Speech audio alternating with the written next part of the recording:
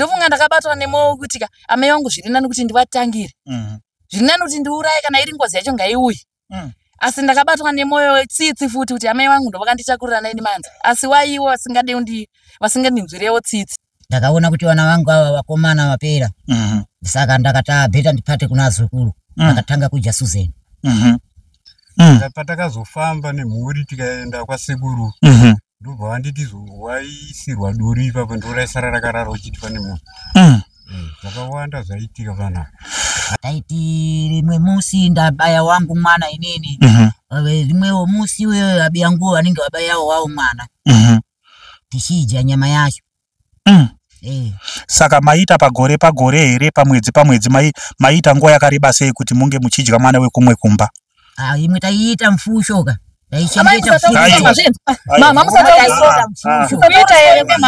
Tichkach MTV inokupa nyaya dzakasiyana-siyana dzinoitika mumatunhu atigere neakatikomberedza, dzinotyisa, dzinofundudza, dzinokatyamadza pamwe chete nedzinosetsa. Kuti musarasikirwe nenyaya idzi munoenda pa YouTube channel yedu Tichkach MTV mondo subscribe ipapo, musakanganwe kulaika pamwe chete nekushare, musazokoshiwe kupfanya kabhatani ako ndokabheroka kuitira patinokanda chinopisa munoyeuchidzwa. Tichkach MTV tinodzifamira.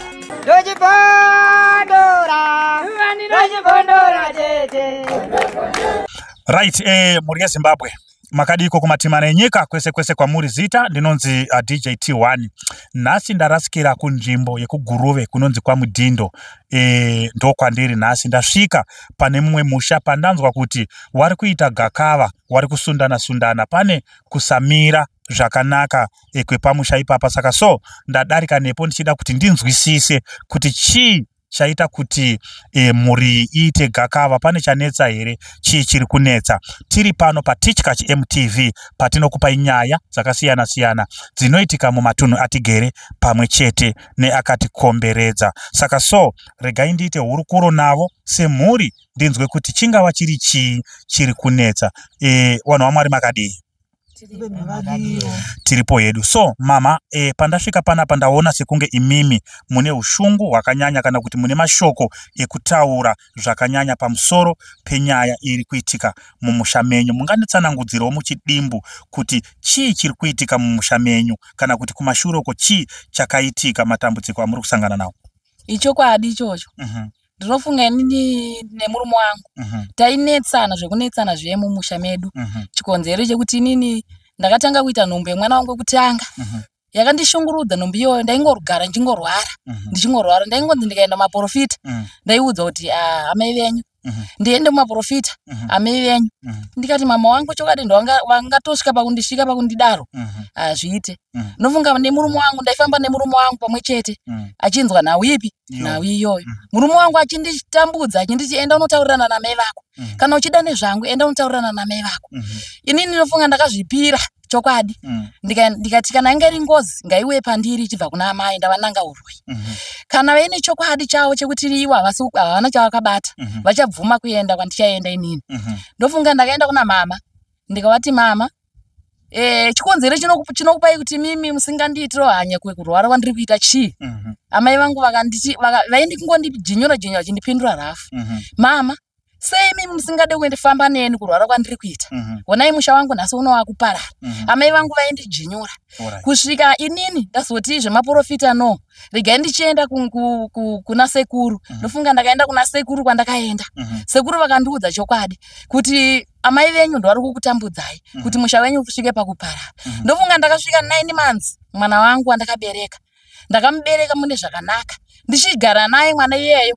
Ndofunga mwana iye akatanga kurwara semarwariro yanga achiita. Murume akasvika pakuti ndisarenda kuti shamwari kana uchida zveemba neni make sure enda unogadzirisa zvinhu zviri mumusha menyu. Mama handei amai vangu vairamba zvekufamba neni. Amai vangu vairamba vaipika pasi nekudenga kuti chokwadi mwana wangu ngandinange uroyi.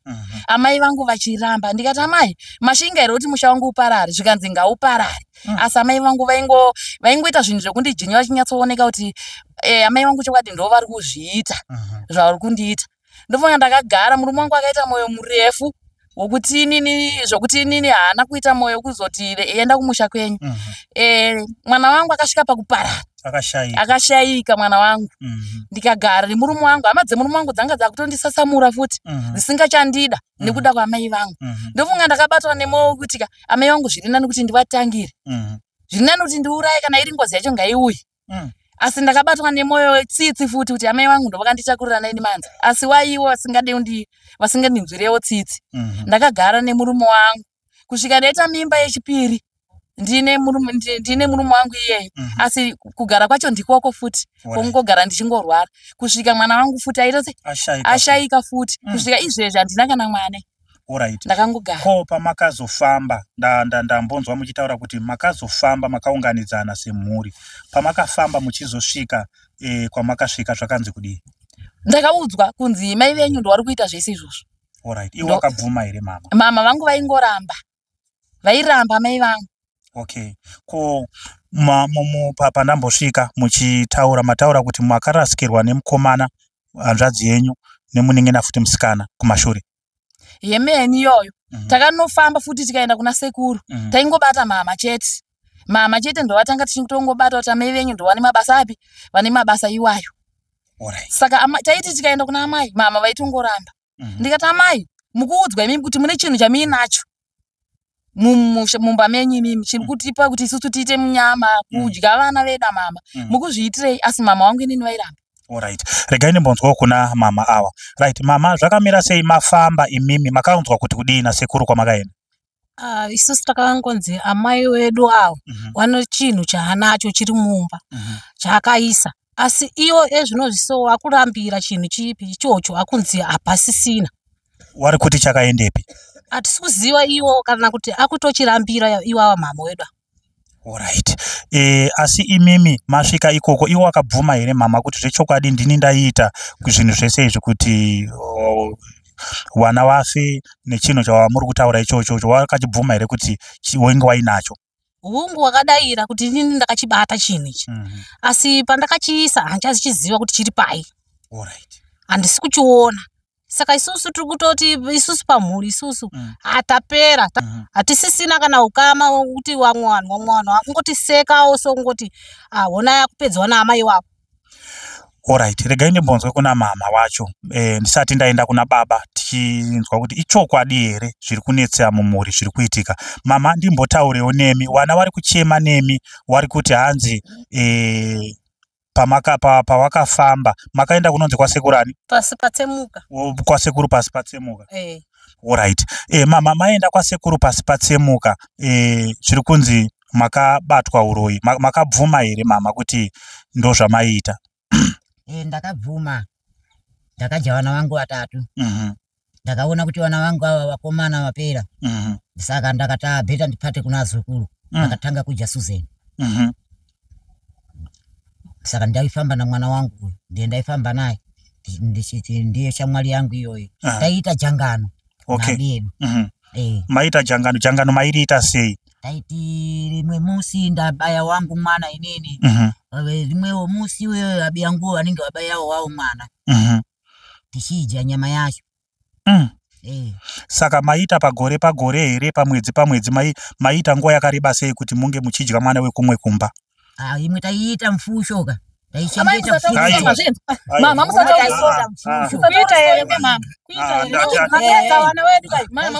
ayo kana wachinge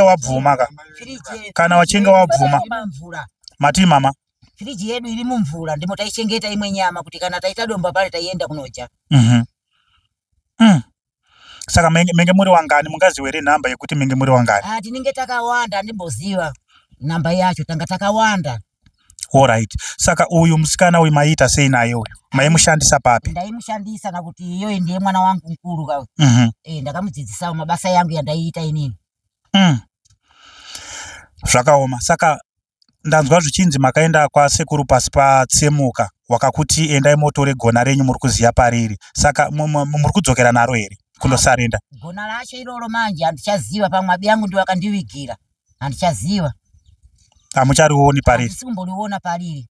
Saka mucharegera here izvi zvekuroya izvi? Apa ndinoregera nakuti vana vangu vapera. Vana vafuta anozondipunza nakuti ndakupedza kudya vana vavo.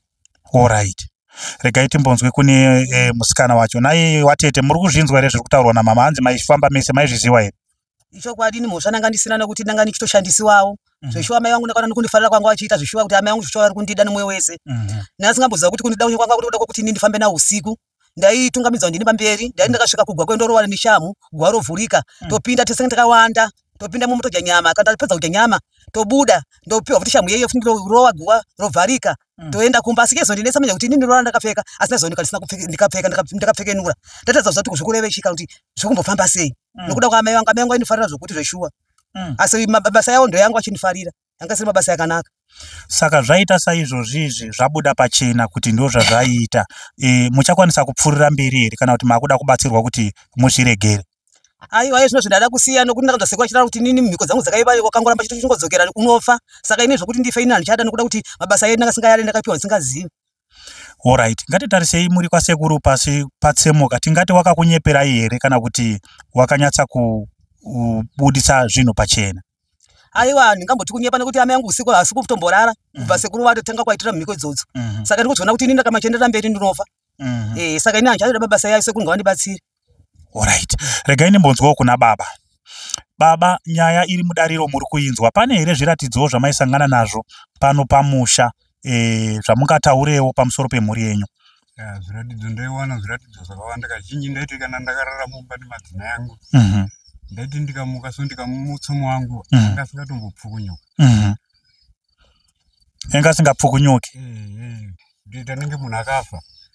Patakazofamba nemhuri tikaenda kwasekuru, ndobva vanditi waisirwa duri ipapo ndoraisara rakarara uchiti pane munhu.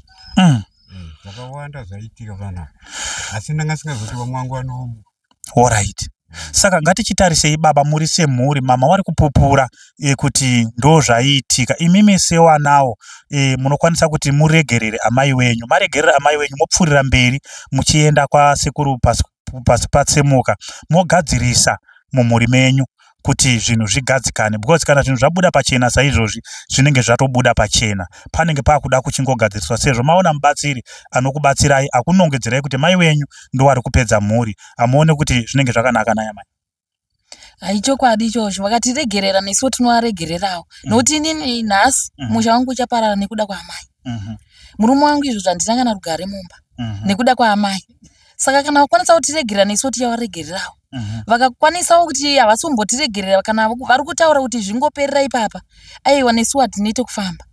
Ticharamba tichifamba chete. Right, mama, mashoko enyu ekupedzisira muruda kuti kudii kuwana wenyu? Baba manje handichaloya futi ndiri kusiya. Kana pamwe angati nditakule abi yangu wacho ndisingazive, but ine ndiri kuda sekuru wacho iwawo ngandibatsire kuti zvipere ndiwirirane navana vangu. Okay. Aiwa, ndinotenda mama mazvita. So mashoko amuda kusiyirawo kune vanhu vari kukuonai paTV nhasi ndeyekuti kudii? Vese vari kundiona vacho iwavo paTV ngangondifarirawo kuti ngandiregerera andibatsire chete asekuru avo. Kuroya kwangu kwese kupere. Alright mama, maita basa. Alright. Right, muri yeZimbabwe mainzwa nyaya iri pano. Ndo muri yandinayo mumuri mavo amuna kumira zvakanaka, mune kukakawadzana. Saka so tichatenda takungosiyira nyaya kuna sekuru ari kubata basa, kuti basa wacharibata nemazvo sematangira wakariita iwo sekuru pasi patsemuka kwawakaenda ikoko. Takungonamatira kuti wachabatanidza mhuri iyoyi futi kuti pasawa negakawa, pasawa nekumarana nekupondana nekuda kwekuti panoitika zvinhu zvakadai umwe nomwe anenge aine pfungwa yake.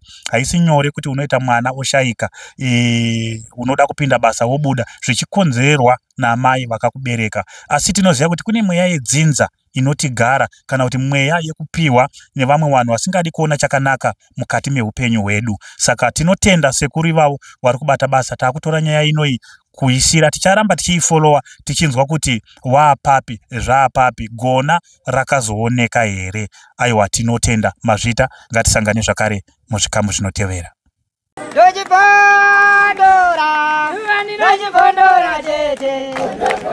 Tete Tichkach MTV inokupa inyaya dzakasiyana-siyana dzinoitika mumatunhu atigere neakatikomberedza, dzinotyisa, dzinofundutsa, dzinokatyamadza pamwe chete nedzinosetsa. Kuti musarasikirwe nenyaya idzi, munoenda pa YouTube channel yedu Tichkach MTV, mondo subscribe ipapo, musakanganwe kulaika pamwe chete nekushare, musazokoshiwe kupfanya kabhatani ako ndokabheroka kuitira patinokanda chinopisa munoyeuchidzwa. Tichkach MTV tinodzifamira. Dojibondora, dojibondora,